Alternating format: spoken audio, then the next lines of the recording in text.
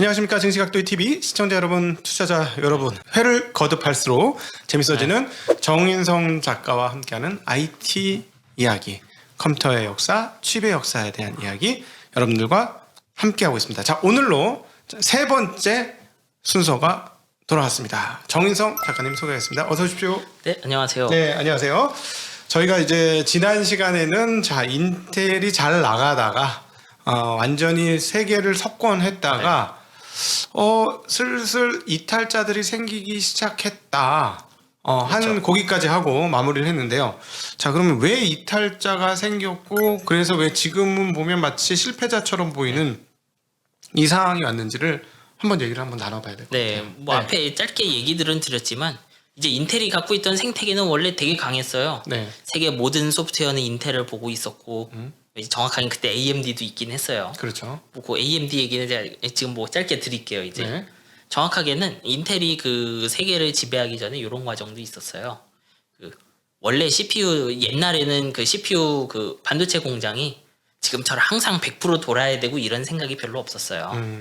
그래서 가끔 뭐 공장이 멈추기도 하고 그래서 네. 컴퓨터 회사들이 그때는 CPU를 외주 주는 걸 되게 권장을 했어요. 쉽게 말하면 인텔이 설계한 그 8088 이런 게 있으면 NEC한테도 외주를 주고 뭐 어디 회사에도 외주를 주고 그렇게 공장을 가진 몇 개 회사한테 외주를 줬다고요. 여기서 말하는 공장이 바로 파운드리인데요. 그러면 그 옛날에는 그게 지금 얘기하시는 게 거의 한 30, 그렇죠. 80년 되죠. 30년이 더 된 얘기인데 그 30년 전에는 파운드리의 고도화가 그렇게 되어 있지 않아서 웬만한 장비 갖추면 웬만한 회사들이 그냥 가전제품 그거보다 조금 어렵겠지만 가전제품 만들듯이 네. 만들 수 있었기 때문에 그렇죠. 자기가 예. 만들다가 우리 중국에 요즘에 그렇죠. 예. 뭐 가습기나 선풍기 중국에 맡기듯이 그렇게 맡겼다라는 얘기죠. 예, 당시 CPU는 솔직히 지금 우리 쓰는 유심보다 간단했거든요. 진짜? 그러니까 외주가 됐죠. 그러니까 네. 유심이 아마 286보다 트랜지스터 많은 걸로 알고 있어요, 제가. 예. 그러니까 외주가 되잖아요. 근데 그 시점에서 인텔이 갑자기 설계를 다 끊어버려요. 예를 들어 NEC한테 야 이제 그만 만들어. 왜냐? 내가 직접 할 거니까. 다 그만 만들라고 설계가 끊기니까. 근데 x86 언어로 CPU 설계해 본 적이 없으니까 다 떨어져 나가고 네. 인텔이 제조까지 독점을 하기 시작해서 그렇게 커진 거거든요. 네네. 근데 거기서 이제 인텔의 설계가 딱 끊겼는데 끝까지 버틴 회사가 하나 있는 거예요 그때. 그러면 우리 인텔 언어만 라이선스하고 설계는 우리가 직접 하겠다. 네. 그 AMD죠 그게. 네. 이제 마지막까지 뒷다리를 잡는데 이 친구들이 한번 뒷다리를 또 잡긴 해요. 이거를 일컬어 우리가 X86 진영이라고 합니다. 네. 이 X86은 일종의 아키텍처 예, 한글, 언어인 거죠. 언어. 한글 영어 이런 느낌이에요. 그렇죠. 언어. 네네. CPU를 인간으로 보면 네. 한국인 미국인 느낌인 거예요. 네. 그렇게 AMD가 남았는데 이제 인텔도 근데 이 X86도 80년대 만들었잖아요. 네. 근데 한글이란 것도 뭐 글자에 단점이 있고 뭐 목적어가 언제 나온다든지 이런 식으로 단점이 있듯이 언어에도 단점이 있어요. 네. 그래서 그 언어의 단점을 한번 갈아엎으려고 단절적인 변화를 한번 추구한 적이 있어요. 인텔이. 예. 이 아이테니엄이라고 이제 그런 CPU를 만들어서 X86 버리고 넘어가자 이런 얘기한 적이 있거든요. 네. 그러니까 언어를 바꾸자. 예. 그러니까 CPU 단계에서 다 갈아엎는 거죠, 언어를. 그러니까 왜 그랬을까요? 그 한계가 오니까 그 언어를 이용해서 그러니까 이 언어 자체가 어떻게 보면 예를 들어 우리 숫자 셀 때 1, 2, 3, 4, 5, 6, 7, 8, 90 이렇게 세잖아요. 네네. 근데 논문들을 보면 숫자를 읊는 단어가 너무 길면 예를 들어 숫자 9라는 게 뭐 한 알파벳으로 20자 돼 있다고 생각해 보세요. 네. 의사소통 힘들 거잖아요. 그런 단점이 있어요, CPU의 언어도. 네네. 그래서 그런 것 때문에 한번 갈아엎고 싶었던 그러니까 건데. 소프트웨어가 복잡해지기 시작하자 X86이라는 언어로 다 표현 못하는 언어가 있다. 예. 그럼 예를 들어 한글로 표현할 때 우리는 뭐 푸르딩딩하다 누르스름하다 그렇죠. 이런 거는 예, 다양하게 맞아요. 할 수는 있지만 갑자기 이게 정밀 언어로 가서 이게 뭐 나노 단위로 이걸 표현해 주려고 하니까 표현할 말이 없네. 뭐 이런 네. 거라는 말씀이신 거죠. 그러니까 예를 같은 들자면. 작업을 할 때도 더 연산이 많이 필요해질 수 있고 하는 거죠. 한 줄 쓰고 끝나야 되는 거, 한 단어로 조질 수 있는 거를 그렇죠. 두 예. 문장을 써야 되는 상황. 그러니까, 예를 예. 들자면, 그렇게 되는 거죠. 네. 그래서 단절적 변화를 추구하는데 이제 남겨놨다 AMD가 뒤통수를 빵 쳤죠 거기서. 그냥 나는 86에 남아 있을래. 그러니까 이렇게 되는 거야? X86 기존 건 다 돌아가면서 예. 64비트 뭐 이거는 쉽게 말하면 길의 폭이라고 생각하면 되는데 네. 더 연산력을 높일 수 있는 추가 명령어를 우리가 껴줄게 하고 뒤통수를 뻥 칩니다. 그러니까 인텔은 혼자서 이제 새로운 언어로 우리 정말 좋은 언어, 정말 나이스하고 멋진 언어로 우리가 새로운 세계를 열어줄게 하고 갔는데 남아 있었던 AMD는 그렇죠. 예. 이걸로 그냥 하는데 조금 속도 더 빠르게 해줄게요. 그런 거죠. 예. 예. 세상에 있는 책이 근데 한 100만 권인데 이제부터 인텔은 책 한 권도 못 읽고 정확하게 에뮬레이터가 있었는데 너무 느렸죠. 그리고 AMD 쪽에서는 기존 거 다 유지하면서 성능은 높아지고 네. 이제 그렇게 이제 뒤통수 맞으니까 네. 이제 요걸 보면 알지만 소프트웨어 생태계 인텔이 갖고 있던 게 그렇게 강했어요. 네. 인텔 자신도 이거 못 벗어난 거잖아요. 네, 결국 네, 그렇죠. 자기들 해도. 그렇지. 그러니까 천하통일을 네. 한 자기네 생태계를 자기가 만들어서 업그레이드를 생태계를 하려고 다 끄집어 달라고 했는데 아무도 안 쫓아오는. 네. 자기 혼자만 가. 그렇죠. 자, 우리 이 경기 정말 재밌어. 야, 우리 요이 땅하고 달려. 이러고 달려 했는데 혼자만 달리고 나머지는 쟤 뭐 그렇죠. 하는 거야? 네, 그렇게 된 거죠. 예. 예. 그러니까 그 인텔의 고객들도 별로 안 가려고 하겠죠. 그래서 이 아이테니엄은 이제 아이타닉이라는 그 훌륭한 별명을 얻고 떠나버렸죠. 타이타닉 같은. 네, 그렇죠. 침몰됐다. 네, 진짜 아이타닉이라고 불렀어요. 네. 인텔한테 운이 좋았던 건 그 과정에서 그 연구팀 중 하나가 몰래 그 AMD가 만든 확장 명령어를 CPU에다 넣어놨어요. 그 아이테니엄인가 거기에다가. 거기 말고 아이테니엄 말고 기존은 그래도 비즈는 해야 되니까 CPU는 계속 개발했을 거잖아요. 네네. 근데 AMD의 64비트 확장 명령어를 몰래 넣어놨어요 CPU에다가. 그래서 또 아주 늦지는 않았죠. 그거 다시 돌아올 때. 캐치업하는데. 네. 저도 잘 기억 안 나는데 진짜 최고 경영진도 모르는 레벨로 해놨다는 식이었어요. 그게 얌힐이라고 부르는데 프로젝트를. 네. 하여튼 뭐 실패할 줄 알았나 보다. 아마 좀 감이 온 사람이 많았을 거예요 그때. 왜냐하면 거기 CPU 하던 사람들 소프트웨어 아는 사람들이니까 좀 하다 보면 이건 좀 이런 사람들이 있었을 그렇겠죠. 거라고요. 그리고 인텔이 뭐 백업 플랜을 못 만들 사이즈도 아니니까. 네. 뭐 어쨌거나 요지는 그렇게 그때 AMD가 치고 나와서 AMD가 벌떡 일어나서 마치 인텔을 잡아뜨릴 것처럼 했었다는 거죠. 그렇죠. 그래서 요거를 딱 보면 이 소프트웨어 생태계랑은 정말 공고하고요. 그래서 인텔이 놓친 부분들은 어느 수준으로 놓쳤기 때문에 문제가 된 건지 앞으로 인텔이 어떻게 할 건지를 봐야 되는 것이죠. 근데 AMD는 그 이후에 계속 잘 된 게 아니고 불도저라는 거 만들어서 그렇죠. 불도저 당했죠. 뭐 스스로 밀어버렸죠 자기들을. 뭐 요 부분은 사실 전 AMD도 조금 이해하긴 하는데 내부에 뭐 설계상의 그 한계도 있었고 그리고 좀 컴퓨팅의 방향을 너무 앞서간 감도 있어요. 그러니까 원래 그 컴퓨팅 그 연산의 단위를 보면요. 작업 하나를 굉장히 빨리 처리할 수도 있고요. 작업 10개를 10개에 나눠서 할 수도 있어요. 이걸 좀 어떻게 보면 되냐면요. 제가 자동차를 설계하는데 자동차의 그 속도를 최고 시속을 200으로 늘릴 수도 있죠. 네, 그렇죠. 그리고 혹은 시속 100짜리 차를 2개 만들 수도 있어요. 네. 근데 시속 200짜리 차는 제가 예전 서울 부산까지 짐을 옮길 때 시간을 반으로 줄여주죠. 그래서 그런 일에는 되게 유리해요. 근데 시속 100짜리 차 2대를 가지고 있으면 같은 양의 짐을 옮길 땐 좀 빠를 수 있는데 한 번에 많은 짐을 옮길 수는 있는데 속도 딱 하나만 빠르게 처리해야 되는 경우는 문제가 생기겠죠. 그렇죠. 예를 들면 여기 각도기님한테 이제 저랑 미팅을 하려고 누군가한테 그 차를 한 잔 사오라고 시키는 거야. 근데 이 차가 오기 전엔 제가 시작을 안 해요. 이제 되게 못 나가고 음료 주기 전 안 하겠다고 뻐기는 거야. 그러면 달리기 속도 빠른 사람이 갔다 오면 전체 시간 줄어들고 그렇죠. 이거 그렇죠. 달리기 느린 사람 예를 들어 이거 뭐 힘만 좋은 사람, 포복 자세로 가는 사람이 하면은 뭐 일도 시작 못 할 거잖아요. 그렇게 그 트레이드 오프가 있어요. 네, 그렇죠. 근데 CPU 설계는 제가 2배 빠른 차를 만들려면 트랜지스터를 한 3배는 써야 돼요. 그래서 그 밸런스가 되게 중요해요. 단일 작업을 처리하는 속도가 빠르면서도 한 방에 꾸역꾸역 좀 밀어넣을 수 있어야 되죠. AMD가 선택한 거는 여기서 쉽게 말하면 시속 100짜리 차를 잔뜩 집어넣는 거였어요. 인텔은 거기서 차의 대수를 늘리긴 하는데 차의 시속을 계속 높였죠. 붙였는데 중반 후반에도. 그래서 시속이 200, 220 이렇게 조금씩 속도가 올라갔다고요, 인텔은. 근데 이거 쭉 까보면은 실제로는 AMD가 생각했던 것처럼 그 소프트웨어 쓰는 사람들이 시속 100km짜리 자동차를 잘 쓸 수 있는 시대로 가지를 못한 거예요.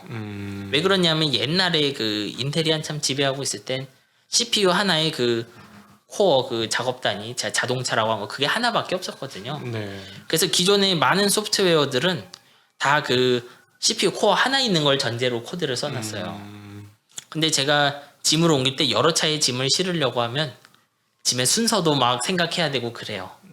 이게 차가 시속 100이라고 했지만 속도도 좀씩 다르고 하잖아요. 그럼 일종의 멀티 부스팅입니까? 멀티코어고 이게 멀티스레딩인데 여기서 말하는 게 음, 그러니까 소프트웨어 입장에서 네. 여러 개의 CPU 코어에게 작업을 시키려면 생각할 게 많아요. 아 그럼 아니 그러니까 우리 사용자 입장에 잘 몰라서 네. 화면을 저 같은 경우 화면을 한 20개씩 띄워놓고 이러거든요. 옛날 컴퓨터에서는 안 됐어요. 근데 요즘은 되거든요. 아 그게? 그런 게 부드러워지죠. 그렇게 코어가 많아지면. 그러면 이제 코어가 많아진다는 차가 많아진다는 거죠. 네, 그렇죠. 그 코어 성능이 속도를 얘기하는 거고. 네, 그래 네, 맞아요. 네, 네. 네, 네. 그러니까 인텔은 속도를 높였는데 AMD는 차 대수를 많이 했는데 사실은 그때는 멀티로 일하는 네, 시대가 되게 아니니까 네. 일을 하나 할 때 빨리 처리해 주는 게 좋았지. 네, 그래서 다중적인 일을 하지 않았으니. 그래서 그때 AMD 불도저를 딱 놓고 보면요. 네. 소프트웨어 쓰는 사람이 정말 잘 소프트웨어를 쓰면 이론상 인텔보다 빠를 수 있는 거예요. 예를 들어 서너 가지 작업을 한꺼번에 막 같이 돌려. 그거 이상으로 헤비해야죠, 작업이. 네, 네, 네. 뭐 거의 그런 수준이 되어야만 좋은데 음. 문제는 기존에 잘 돌던 애들 성능이 빽하는 경우가 있었다는 거예요. 왜냐하면 그런 설계를 그렇게 설계 전환하면서 과거의 CPU보다 단일 코어의 성능이 좀 나빠진 애들이 있거든요. 네. 그러면 제가 새 컴퓨터 사는데 느려질 수 있잖아요. 그렇죠. 그럼 이거 사고 싶겠어요? 그렇지. 컴퓨터는 항상 새 거는 빠르다는 네. 거였으니까. 근데 인텔은 그쪽에서는 칼 같았던 거예요. 네. 새 CPU를 사면 옛날 소프트웨어가 느려지진 않아요. 네. 그리고 새로운 애들은 거의 확실히 빨라지겠죠. 네네. 이제 그 밸런스 문제였던 거예요, 사실은. 그런데 그렇게 했던 인텔이 잘 나갔는데 AMD의 그 도전을 이제 잘 방어한 거잖아요. 네. 사실은 자기의 실수도 짧은 순간에 다시 되돌린 것이고. 그렇죠. 네. 거기 근데 네. 인텔의 실수는 여기서 여러 가지가 있는데 한 가지는 새로운 마켓이 열릴 때 진출하지 못했다는 것이고요. 새로운 마켓이라는 건 모바일 시장이라는 모바일이나 뭐 GPU 같은 거 있잖아요. 네. 그런 게 열릴 적에 진출하지 못한 잘못이 크죠. 네. 이제 뭐 요거는 짧게 설명을 해보면 이제 처음에 모바일 시장을 연 건 아이폰이잖아요. 그렇죠. 아이팟에서부터 시작했죠. 그렇죠. 네. 이제 아이팟 나노, 아이팟 이런 거에서 출발해서 네. 모빌리티 기기에 관심을 갖기 시작하는데 네. 이제 잡스 머릿속에서 이런 생각이 딱 든 거예요. 야, 이게 손에 들고 다니면서 웹브라우징이 되면 세상이 정말 멋있겠다. 앞을 보고 걷던 사람들이 전부 이러고 고개를 숙이고 이러고 막 걸어 다니고 밥 먹으면서 얼굴 안 보고 서로 아이폰 넘기는 멋진 세상이 되겠구나 이런 생각을 했던 것 같아요. 그게 멋진 세상인지는 잘 네, 모르겠으나 네. 하여튼 세상이 바뀔 거라는 생각을 뭐 했겠죠. 하여튼 잡스 주머니는 뭐 네. 땡큐 해줬을 거고 뭐 네. 그런 거 신경 쓰는 사람은 아니겠지만 네. 뭐 그런 멋진 세상을 떠올린 거죠 네, 이제. 세상이 바뀌는 거를 분명히 노렸겠죠. 그거는 뭐 분명히 있었을 거예요. 그러니까 이 사람 입장에선 웹브라우징만 되면 되는 거죠. 근데 인텔은 그때 그 컴퓨터라는 어떤 생태계를 가지고 있고 거기에 강력한 아까 말했던 강력한 소프트웨어 생태계를 가지고 있잖아요. 컴퓨팅 하게만 그렇죠. 몸이 예. 쉽게 얘기하면은 이거네요. 예를 들어 달리기 잘하게만 만들어 놓은 거네. 근육을. 그거잖아요. 그 포드였나 그런 얘기를 했잖아요. 옛날에 사람들한테 당신들이 원하는 게 뭐냐고 물어보면 더 빠른 마차 달라고 할 거라고. 그러니까 인텔도 그런 포지션에 있고 네. 그 포드는 왜 그런 얘기를 했냐면 자동차라는 개념은 내가 만들어야 된다 이런 거였어요 회사가. 네. 근데 인텔 입장에서는 그 컴퓨팅이란 건 다 거기까지니까 네, 그렇지. 그러니까 다 노트북부터 데스크탑 서버까지 라인업을 갖고 있는 거죠. 네. 근데 잡스 입장에서는 세상을 이제 이 세상 만들고 싶은데 네. 그거에 맞는 CPU는 없는 거예요. 왜냐하면 인텔 CPU는 당시 배터리 기술이나 그런 걸로 보기에는 아마 뭐 손이 불판이 될 거거든요. 전력 소모도 너무 네, 많고 사이즈도 크고 네, 사이즈도 크고 할 수 있는 일은 되게 많은데 마치 이건 저한테 저는 그 전동 휠 타고 골목에다 뭐 조그만 거 배달하고 싶은데 네. 덤프트럭 파는 거랑 똑같은 거예요. 그래서 그렇지. 네. 그조차 덤프트럭인 거죠 애플한테는. 네. 그래서 애플은 어떻게 선택했냐? 앞에 말한 거는 다 똑같아요. 인텔 한번 벗어나 볼 생각을 한 거죠. 원래 인텔의 세계에 있지 않았던 애들이니까 또 그렇게 생각할 수 그렇죠. 있을 예, 거예요. 그거 참 어떻게 보면 전화위복일 수 있는 거죠. 사실은 그 사이에 또 다른 얘기를 인텔 또 한 축으로 애플 얘기를 또 나중에 네. 그건 또 축으로 또 얘기를 해야 될 것 같은데 애플이 처음에 그 컴퓨터를 만들었을 때는 인텔 칩을 안 썼다가 네. 중간에 인텔 칩을 쓰게 됐던 거죠. 네, 그렇죠. 맥 쓰게 된 거. 네. 이쪽도 그 셀 프로세서 이런 거를 사서 네. 뭐 파워 프로세서도 쓰고 이런 식으로 자기들 그쪽 ISA 이제 인텔과 다른 거 쓰면서 막 갔거든요. 네. 근데 결론적으로는 그 쓰던 파워 아키텍처나 그 셀 프로세서나 셀인가 기억은 잘 안 나는데 네, 다른 프로세서. 네, 성능이 잘 안 나왔죠. 다른 애들이 인텔만큼 못 해줘. 네, 그래서 네. 맥 프로 이런 거에는 인텔 쓸 수 없을 상황이 한 10여 년 지속되었죠. 인텔 밖에 쓸 수 없는. 네, 그러니까 네, 그만은 이걸 써야만 하는. 그렇죠. 네, 써야만 하는 시대. 네. 뭐 근데 바로 찬스 나오니까 결별을 해버렸죠 여기도. 이건 최근 얘기입니다. 네, 이건 뭐- 바로 재작년, 그렇죠. 작년, 네. 재작년 얘기입니다. 지금 하신 말씀은. 네. 맞아요. 네. 그렇게 새로운 시장을 못 연 것들이 있고요. 뭐 GPU도 마찬가지였어요 사실. 네. 뭐 근데 그렇게 된 원인 중 하나는 사실 반도체 제조가 어려워서 그래요. 그러니까 미세 공정을 네. 밀어붙일 때까지 밀어붙였는데 10나노까지 밀어붙이고 나니 자기네 기술로는 더 이상 내려가기가 힘들었더라. 그러니까 어떻게 보면 인텔이 기존에는 계속 헤비하게 설계를 가져가도 미세 공정이 발전하고 하면 결국 전력 소모 줄어들고 그렇잖아요. 네, 그 법칙 있지 않습니까? 네. 한 면적당에 사용되는 네. 전력량은 데너드 동일하다. 스케일링이죠. 데너드 스케일링이에요 그게. 데너드. 그 면적 줄어드는 건 데너드고 예. 이제 밀도가 늘어난다는 건 그거죠. 그 무어의 법칙 얘기하는 거죠. 네네. 그러니까 예를 들어서 웨이퍼 한 장에 사용되는 전력량은 똑같기 네. 때문에 그 칩에서 100개의 그 웨이퍼에서 100개의 칩이 나오면 뭐 예를 들어 100와트를 썼다. 근데 이게 1000개의 웨이퍼를 1000개 칩을 만들어도 100와트를 맞아요. 쓴다. 그러면 단위당 와트 수는 10분의 1로 줄어드는 개념이니까. 네, 단위 소자당. 네, 그러니까, 단위 소자당. 네. 그러니까 더 많은 트랜지스터를 넣어서 성능을 높일 수 있게 되는 구조예요. 네, 네. 근데 그 법칙이 이제 흔들리면서 인텔도 선택을 해야 됐던 거예요. 네. 어떻게 보면 심지어 동일한 CPU라고 할 수 있는 그 모바일조차도 네. 이제 트레이드 오프를 했어야 되는 거죠.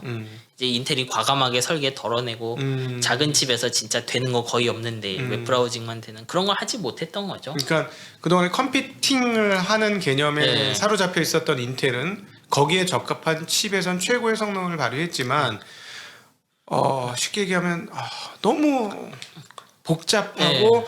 섬세하고 하던 거를 하다 보니 그거를 계속 줄이는 작업만 하다가 14나노에서 그렇죠. 길이 딱 막혔고 14나노에서 길이 막혔고 그 다음에 근데 세상이 원하는 건 아니 그냥 종이컵 한 장 주면 돼 그냥 맞아요. 사이다 한 잔 먹고 끝날 건데 무슨 크리스탈 막 조각된 컵을 주려고 그래 나 물 한 잔만 먹으면 된다는데 그러니까. 왜 그거 말고 그냥 종이컵 하나 주세요. 그러니까, 예, 이랬는데, 그런 거죠. 예, 그걸 쓰고 버릴 거야 아마. 그거 좀 줘 이랬는데 그걸 전혀 못 만들어주고 그런 생각도 못했다는 거죠. 뭐 그럴 만도 한 게 사실 그런 요청이 한두 개만 있진 않겠죠 인텔에도. 요거만 좀 어떻게 해줘 저렇게 해줘.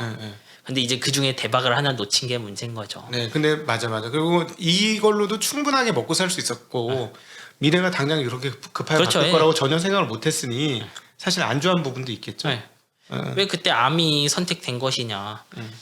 그때 사실 그 삼성과 애플 사이 파트너십이 네. 그 암 기반으로 했던 게 많이 있어요. 네, 그러니까 그냥 암 가져다 쓴 거예요. 삼성은 어떻게 보면 네. 암이라는 회사에 되게 든든한 파운드리 후원자 같은 포지션을 갖고 갔어요. 뭐 네. 10년 넘게. 그 전부터. 예, 그래서 애플이 아이폰 만들려고 보니까 아마 허밍버드일 텐데 삼성 허밍버드가 암 기반으로 나와 있는 거예요. 그리고 그걸 시작으로 모바일 생태계가 새로 생기는데 암이 된 것뿐이에요. 네, 그러니까 애플 입장에서는 인텔한테 분명히 요청을 했겠죠. 당연히 했겠죠. 근데 인텔은 아톰 같은 걸 내놨을 거야. 예, 근데 네. 여전히 덤프 트럭이죠 이거. 이거 2시간밖에 안 가잖아. 뭐 이런 거죠. 전동 휠 내놔 이랬는데 싫어요. 그러니까 이게 아니잖아 했는데 사실은 이런 말씀드리면 어쩔지 모르겠어요. 애플 입장에서는 사실 별로 깜도 아니라고 생각했었는데 근데 자기는 그냥 인터넷만 검색할 수 네, 있으면 돼 그렇죠. 이렇게 했는데 그거를 삼성에서 만들고 있었던 거지. 이미 그거에 맞는 그 정확하게 뭐 애플의 주문을 받고 만든 거 아니죠. 네. 암으로 뭔가 이것저것 하려고 뭐 범용 칩을 만들어 놓은 건데. 그래서 그 당시에 삼성의 기술력이나 이런 것들로 따지면 할 수 있었던 걸 삼성이 하고 있었던 건데 네. 운 좋게도 그렇죠. 그게 이제 스티브 잡스의 눈에 딱 띄어서 오케이 저거 쓰면 되겠네. 네, 그렇게 된 거죠. 예. 이제 그런 식으로 되게 사소한 계기로 예. 때문에 구멍 하나 난 거죠. 어떻게 보면. 예. 이제 그 다음에는 인텔이 공정 문제로 죽을 많이 쓰죠. 이제. 네. 이제 그런 과정에서 큰 시장 하나 뺏겼으면 기존 시장 수성하고 서버 시장 같은 걸 수성을 해야 되는데 네. 이제 뭐 제조부터 설계까지 되게 트러블이 많았던 것 같아요 회사 안에. 이제 인텔의 발표 자료를 보고밖엔 추정할 수 없는데 저도 네. 인텔이 이제 14나노 했던 2015년부터 발표를 보면 우리 게 진짜 10나노다 뭐 이런 식으로 TSMC 이런 데랑 그 밀도 경쟁을 하는데 네. 이게 어떻게 보면 그 엔지니어링의 리스크 관리를 좀 못한 것 같아요. 이게 실제로 지금의 미세화 트렌드를 보면 설계가 아무것도 안 하고 그냥 미세화만 하면 되질 않고 공정을 서로 보면서 해야 돼요. 네. 공정이 만들 수 있는 특정 트랜지스터 특성이 이만큼 나오면 그걸 기반으로 칩을 만들어서 최종 성능을 보고 하는 건데 거기서 너무 타겟을 바짝 당겼던 것이 아닌가 인텔이. 네. 이제 10나노 같은 거 점점 투자도 힘들고 하니까 오랫동안 그 빨아먹으려고 아마 그러니까 근데 거기서 또 생각나는 인물이 하나 있지 않습니까? 그 공정을 직접 하던 사람이 사장이 된 크로커저나이 그 새롭게 그 인텔의 CEO가 된 그리고 사실은 그 밑바닥에서부터 올라오신 분 아닙니까? 뭐 지금 분이요 아니면 그 전분? 그 전분. 아 그분 그 전전분. 네, 저도 전전이죠. 전전. 원래 갤싱어 전 그 전. 그렇죠. 밥소하는 엄밀하게 CEO는 아니었고. 예. 그러니까 그건 밥사는 이제 수습하려고 들어왔고. 아 근데 저는 이제 그렇게 특정 대표 한두 명 때문에 그럴 거라고는 생각하지 않아요. 그렇다기보다는 전체적으로 조직이 경직되기 시작하지 않았을까 이런 거죠. 네. 왜냐하면 새로운 설계 나왔을 때 성능 강화도 뭔가 좀 그 실망스러운 경우도 있었고. 예. 그러니까 이미 그 공정 실패하기 전에도 하스웰에서 스카이레이크 넘어가 보면 뭔가 좀 미묘한 물건이 나왔거든요. 네. 그리고 기존에 있었던 그 FIVR 이런 게 막 빠지기도 하고 또 들어갔다 빠졌다 뭔가 좀 일관성 없는 모습도 많이 보여요. 네. 그 과정에 이제 10나노에서 밀도와 원가를 막 쪼아대고 하니까 새로운 스킨 많이 넣고 그러다가 리스크가 크게 터졌던 것 같아요. 네. 그 과정에서 리스크 터지고 나니까 수습할 사람은 뭐 어디 저기 가 있고 했겠죠 아마. 네.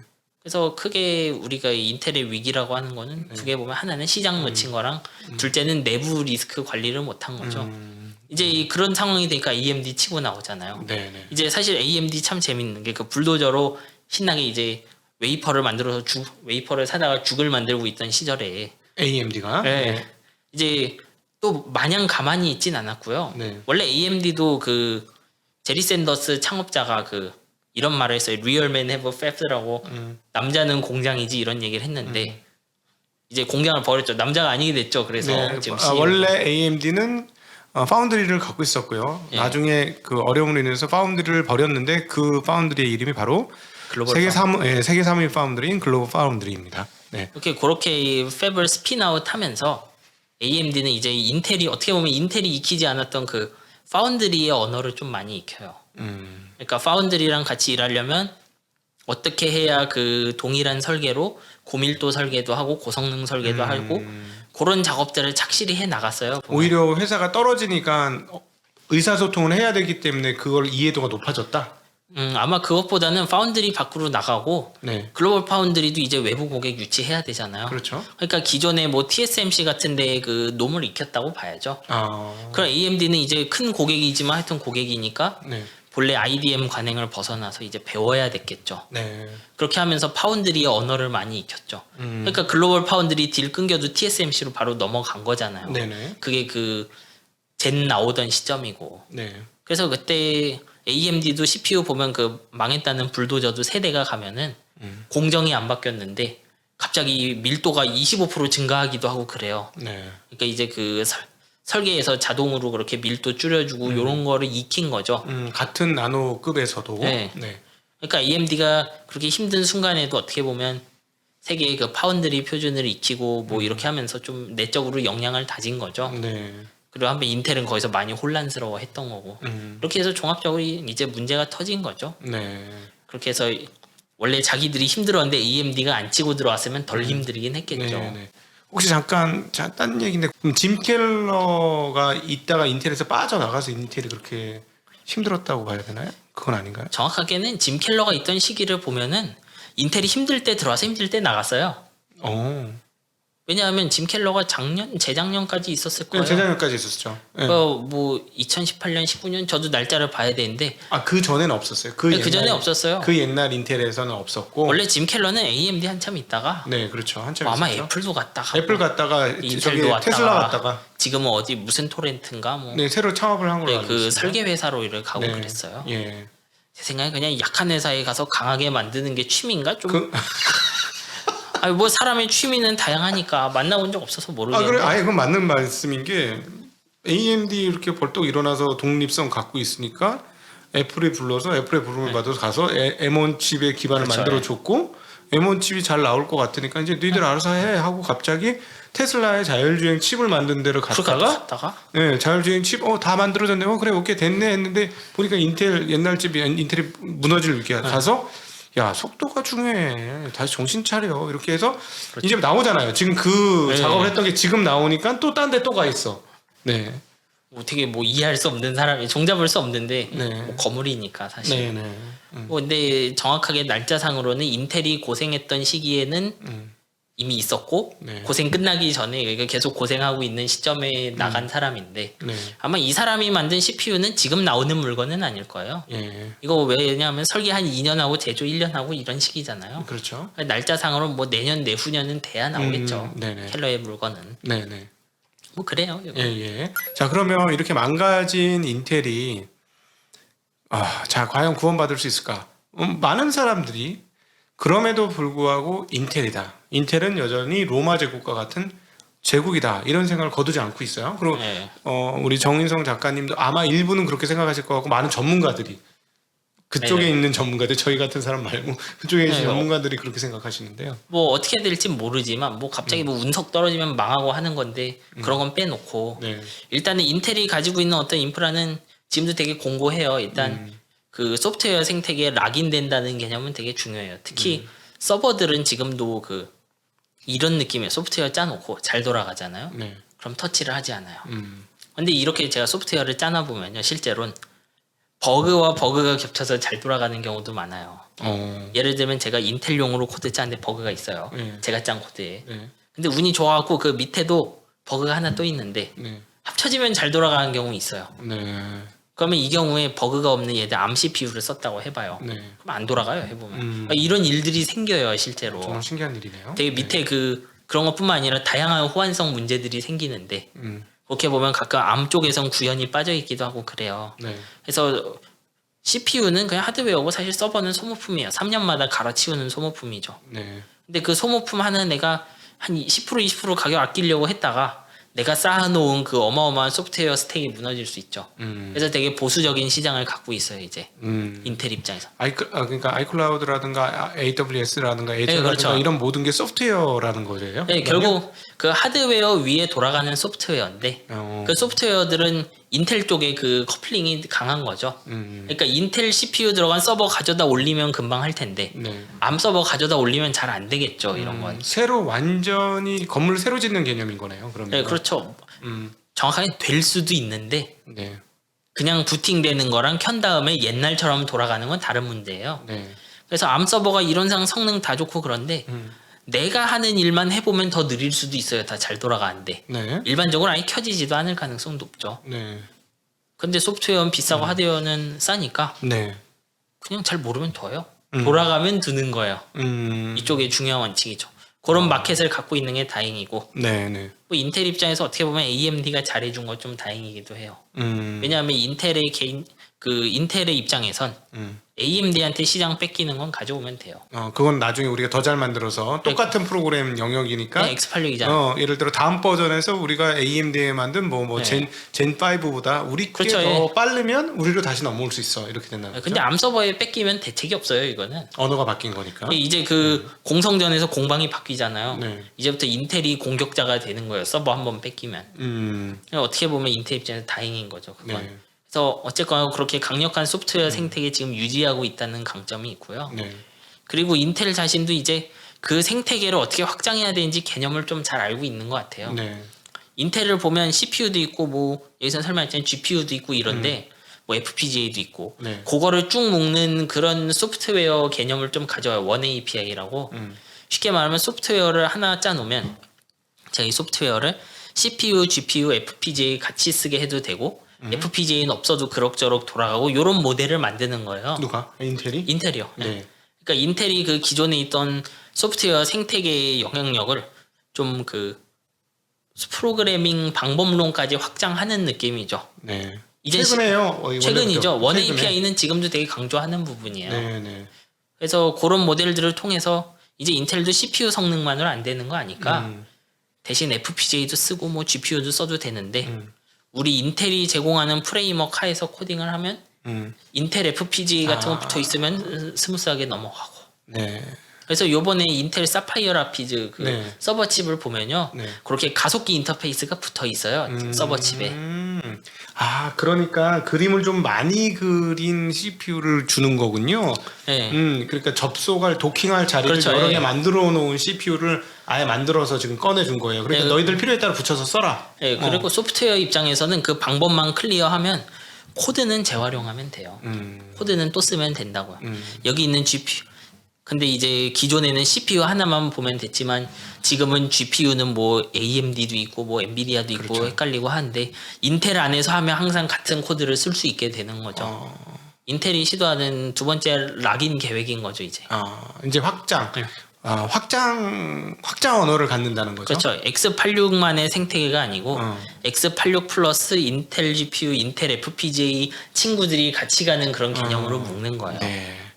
자, 이제 이렇게 해서 또 마지막으로 뭐 또 해주실 얘기가 있을까요? 뭐 이렇게 해서 인텔이 지금도 가능성을 많이 갖고 있어요. 네. 근데 이제 하겠다는 일이 워낙 많으니까 그래서 파운드리도 하겠다 그러고 원 API로 FPGA도 다 붙겠다 그러고 CPU에서 리더십도 찾겠다 그러고 네. 하려는 일은 굉장히 많아요. 네. 뭐 어떻게 될진 모르겠는데 이제 제가 생각하는 건 지금도 그 X86 기반의 소프트웨어 생태계는 크고 네. 그래서 이 회사가 죽지는 않을 거다. 뭐 일단 저는 그렇게는 안심을 하고 있어요. 뭐 저 개인적으로는 조금 회사에 대한 뭐라고 해야 돼 호감도 있고 네. 뭐 과거에 가끔 나쁜 짓도 하고 했겠지만 뭐 네. 회사랑은 원래 그렇죠. 예. 근데 지금 어떻게 보면 제가 속한 업계 자체를 만드는 회사기도 하고요. 뭐 이렇게 길었지만 뭐 가끔 여담도 빠지고 했지만 네. 이제 다음번에 할 이야기들을 뭐 할 수 있으면 할 건데 네. 그런 이야기들에서도 저는 인텔의 교훈을 많이 챙겨 가셨으면 좋겠어요. 네. 특히 그 어떤 새로운 생태계가 자라는 과정이 있죠. 네. 이 과정은 사실 다른 회사들 다 똑같아요. 어떻게 보면 TSMC가 그래서 자라나기도 했고요. 뜬금없이. 그리고 말한 것처럼 암도 그래서 자라났어요. 네. 그러니까 그 지금에 있는 강자가 확고한 생태계를 갖고 있는 강자가 예를 들면 어디에서 그 구멍을 내갖고 새로운 걸 차지했는지 그리고 거기서 어떤 순서로 생태계가 자라났는지 네. 그 생태계 자라는 거는 되게 그 가끔 킬러 앱도 있고 우연도 있고 그래요. 네. 전 그 과정을 보면 좋겠고 예를 들면 투자하는 분이 좀 공격적으로 벤처 투자를 하신다. 네. 이런 분이 있으면 전 되려 이 교훈을 보고 조심했으면 좋겠어요. 제가 여기서 구구절절히 아까 CPU 얘기할 때 성능이 30% 빨라 막 이런 거 있잖아요. 예. 예를 들면 제가 칩 설계하는 회사에 투자를 할 거다. 네. 근데 그 스타트업의 내용을 보니까 엔비디아보다 2배 빠르다는 거야 칩이. 그러면 그럴 때 2배나 빨라 이러고 투자하지 말라는 거예요. 네. 이게 그 예를 들면 2배 성능은 엔비디아가 내년이면 달성하겠죠. 네. 그러면 거기서 제공하는 성능과 어떤 새로운 일들이 엔비디아 1년 기다려서 할 수 있는 건가 아닌가 좀 요런 마음으로 접근했으면 좋겠어요. 그래서 네. 궁극적으로 초대박을 내려면 이 칩이 스스로 서는 생태계를 만들 수 있는 밸류를 가지고 갈 것이냐. 네. 좀 그런 생각을 하기를 바래요. 이걸 들으면서. 네. 예. 예. 오늘 뭐 마지막에는 뭐 IT 전문가로 나오셔서 투자 전문가 같은 벤처 캐피탈리스트 같은 이야기를 해주셨습니다. 칭찬인가 이거? 그럼요. 저도 전적으로 동감하고요. 생태계를 만들어가는 회사들의 위협은 우리가 빅테크 회사들을 보면서 지난 10년간 계속해서 경험해 왔습니다. 지금 바로 말씀하신 것처럼 생태계를 끌어갈 수 있고 갖고 갈 수 있고 보유하고 있는 회사냐 그렇지 않느냐는 단순히 성장이라는 것과는 비교할 수 없을 정도로 중요하다라는 점 이야기를 해주셨고요.